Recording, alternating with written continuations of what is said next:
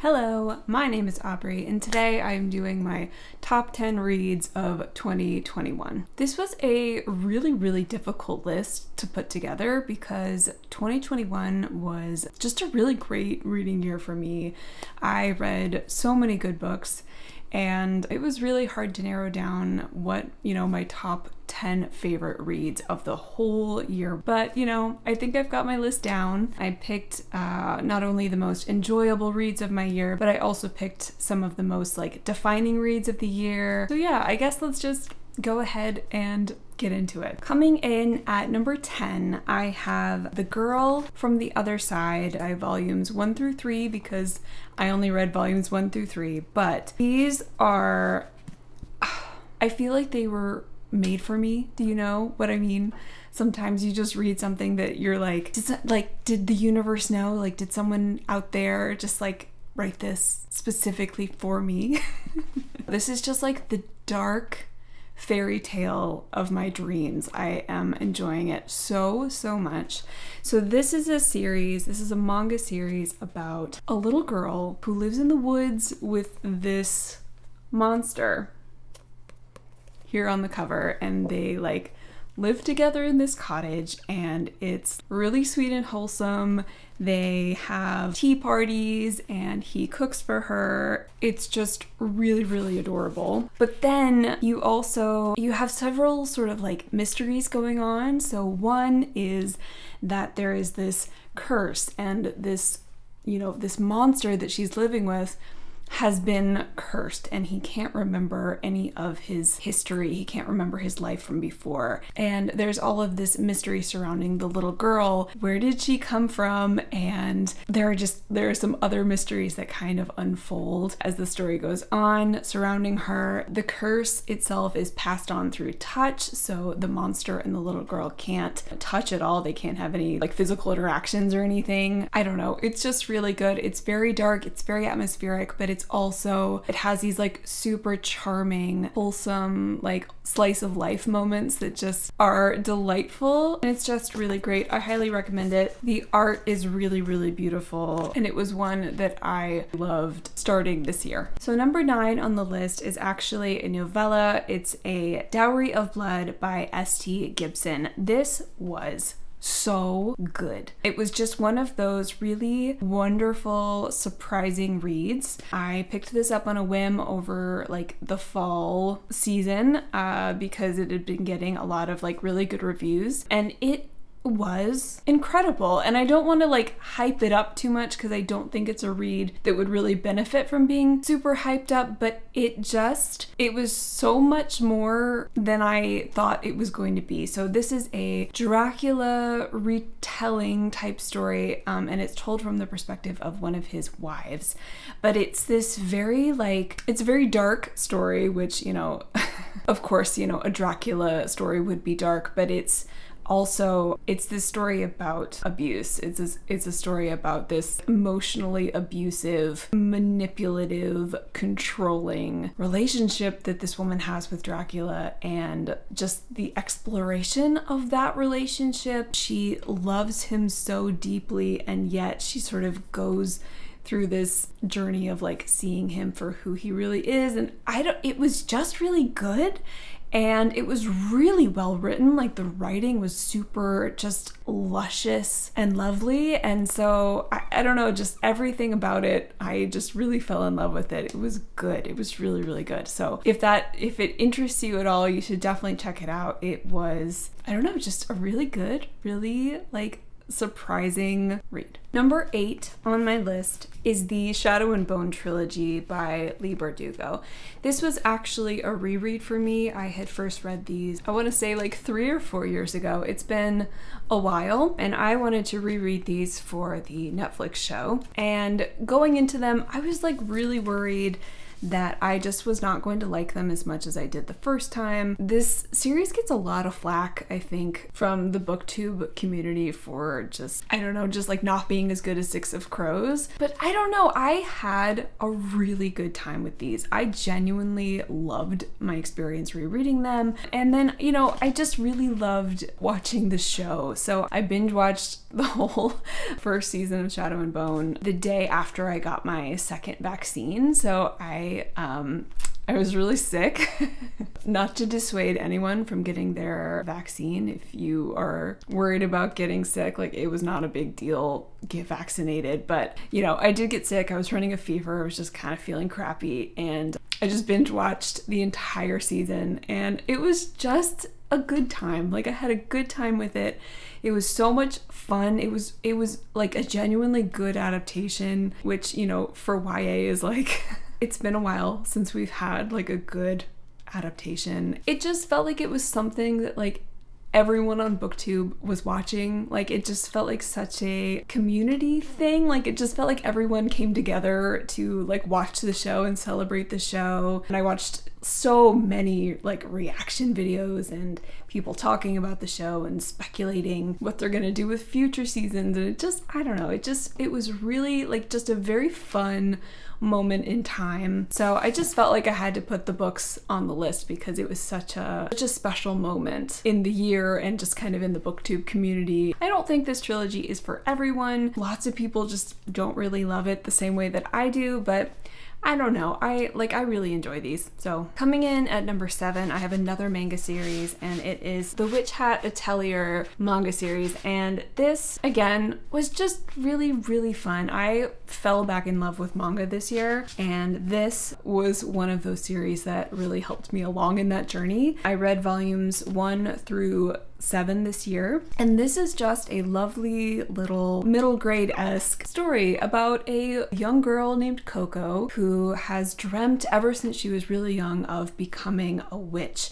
But unfortunately, you have to be born with magic to be a witch, or so she thought. Turns out that actually you can learn magic and magic can be taught, but this is like a really big secret, and she discovers this one day, and it causes some trouble in her life, and then she is swept away to learn magic. It, like The Girl from the Other Side, kind of teeters along that like really wholesome and really just charming and sweet with this level of like atmospheric darkness and like foreboding. There are definitely some more sinister characters kind of in the shadows doing some unsavory things. It was just a really enjoyable read. The artwork alone is worth the price of admission, you know? Just the detail on these characters and the environments and everything else is just like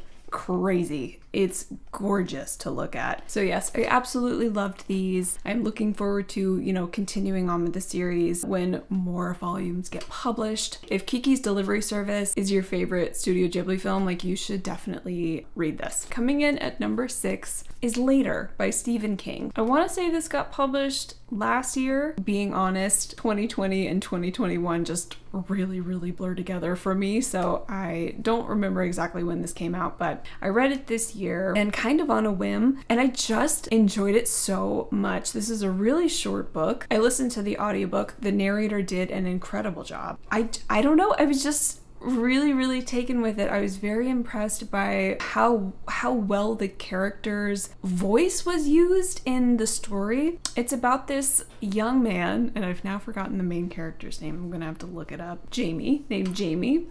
So it's about this young man named Jamie who's kind of recounting his childhood up until, I guess, kind of the present. He's a very special boy who can see and talk to dead people, which, you know, is obviously like a story that we've already seen before. But I thought that what Stephen King did with that premise was like really good and just very enjoyable. And I thought that he really captured, I don't know, the horror of a situation like that really, really well. Again, just Jamie's voice, like how well written Jamie was just like so impressive to me. I mean, I know that Stephen King is an excellent writer, like he's one of my favorite authors, but I felt like this book really cemented that. Because I just thought it was great, and it was really just kind of a surprisingly great book. I'm not going to go too much into it because it is, number one, a really, really short book, so I feel like it's just better to go into it blind or just knowing very, very little. This was great. Very, very, like just a very memorable read for me. Okay, number 5 on the list goes to 2 books, and it is The City of Brass and The Kingdom of Copper. I unfortunately did not finish An Empire of Gold this year, but these two were just really good. I enjoyed them quite a lot. Just the characters and the magic and the politics, the slow burn romance. It all sort of culminated into such a really enjoyable read. In this series, we are following our main character named Nahari. She is basically a con woman. Like, she swindles people out of their money. She has learned to survive on the streets because she was an orphan, but she dreams of becoming a doctor because she has this uncanny ability to tell if there is something wrong with someone. If you have a heart condition, she can literally see that in you. If you had something wrong with your lungs or your liver, like she'd be able to diagnose you with that problem. And she wants to study to become a doctor to learn how to treat people. She wants to learn how to heal people, but of course she has no money and no means to do that. She's clearly a very special girl. One day she's doing this ritual that is supposed to be fake. And she's basically just trying to con some people out of their money. And she accidentally summons a Jinn warrior. She gets swept on an adventure. And it's just really good. It's just really enjoyable. I love the characters so much. Again, I really enjoy the politics. I enjoy the slow burn romance. I just like the world. I like Daevabad as a city. They were just very, very enjoyable reads. Coming in at number 4, I have An Ember in the Ashes by Sabaa Tahir. It had been so long since I spent an entire day reading a book because I was just so enthralled with it that I couldn't put it down. And I haven't since. I cracked this book open and I just literally couldn't set it down. I was just mesmerized from beginning to end. I thought it was so good, so enjoyable. I loved the writing, I loved the characters, I loved the setting. This is a YA fantasy, kind of Roman inspired. We're following this girl who, through a series of events, is sent to spy at this military training school, and she's sent there as a slave, and so she's in this just very dangerous situation, and she's trying to uncover some secrets, and I was just terrified for her. I was just so afraid for her life and her well-being. And then we're also following another perspective of a character who is training at the military school, but he really hates it there and he's trying to leave, but if you leave and you get caught, you will be executed. And so, through a series of events, our 2 characters end up getting intertwined, and I found the danger of the situation so gripping, and I was just flipping pages, and I really like our 2 characters. Leia is the girl and Elias is the boy. I just thought it was so good. I loved it. I also read the sequel this year, but that book didn't make the list. But this one did. I loved this one. All right, coming in at number 3 is the Simon Snow trilogy by Rainbow Rowell. Carry On was a reread for me this year, but Wayward Son and Any Way the Wind Blows were fresh new reads for me. Any Way the Wind Blows was published this year, and I had saved Wayward Son so that I could, binge read the whole trilogy, and I just loved it. I love Simon and Baz. I just find their relationship to one another to be so compelling. This is such a well done hate to love romance that nobody talks about that way. But this is classic hate to love, okay? This is enemies to begrudging allies to friends to making out. It's just if you like the hate to love thing, you have to read Carry On. And then just the whole series from there. I really liked Wayward Son a lot. I loved the exploration of what comes after you win, like what comes after the war, what comes after the trauma. And I thought that Rainbow Rowell dealt with that really, really well. I love all these characters, not only Simon and Baz, but also Penny and Shepard and Agatha and just everyone. I find all the characters so lovable. I find all of their dynamics so fun and funny and enjoyable. And I just loved reading this year. I had a great time. I ate them all up. These were just the kinds of reads where I just couldn't wait to like get back to reading, you know? And I love that feeling when a story just like has you and won't let go. Yes, absolutely loved these. Just a lot of fun. And my number 2 slot goes to the Wayward Children series by Seanan McGuire.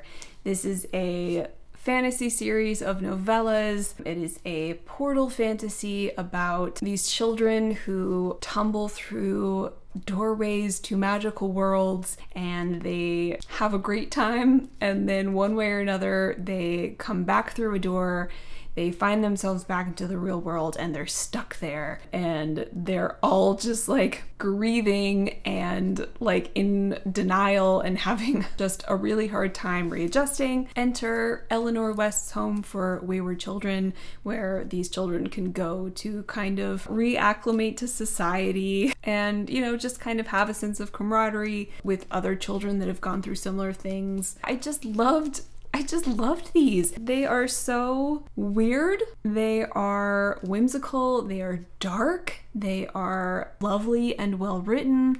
I just had so much fun reading all of these this year. Each one follows like a different kind of cast of characters. There are prequel books that come before, like this first book, Every Heart a Doorway.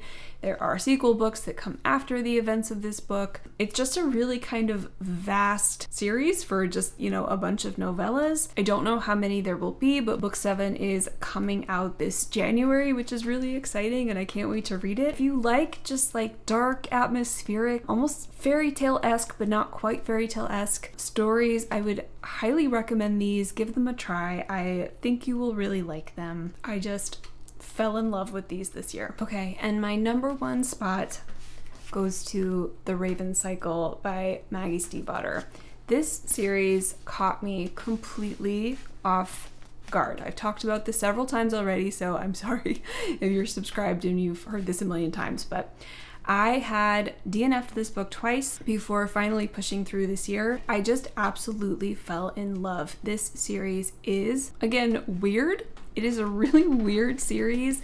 The characters are all really weird, but they're so lovable. The characters are so enjoyably flawed. They're funny. Maggie Stiefvater's prose are really beautiful and atmospheric. And I just found that she captured the teenage spirit just so well. We're basically following a group of teenagers as they traverse angsty teenage things while also like traipsing through the forest looking for a buried Welsh king that will hopefully grant them all wishes. And it's just like, it's a hard series to describe, but it's excellent. Like, it is excellent. This is one of the best YA series that I have ever read. Ever. It's so good, and I have not stopped thinking about it since I finished it. These characters just live rent-free in my head forever. Like, I love them. I want some special editions. I want a Netflix show. Like, I want, like, these books just tattooed on my face. I loved them so much. I have a full series review for this, by the way, so if you want some like more in-depth thoughts, some more like coherent thoughts on this series, please check that out. I had a lot to talk about in that video because there's a lot to love here. These just absolutely stole the show. I mean, they just stole the show right out from under everything else I read this year. They're excellent. 10 out of 10. Okay, so I think that's it for my top 10 reads of 2021. Again, this was just a great reading year for me. I read so many lovely, good books, and I hope that 2022 will be, you know, just as good, if not better. Please let me know what your favorite read of 2021 was. Like this video if you liked it, and subscribe if you want to see more from me. I hope to see you next time. Bye.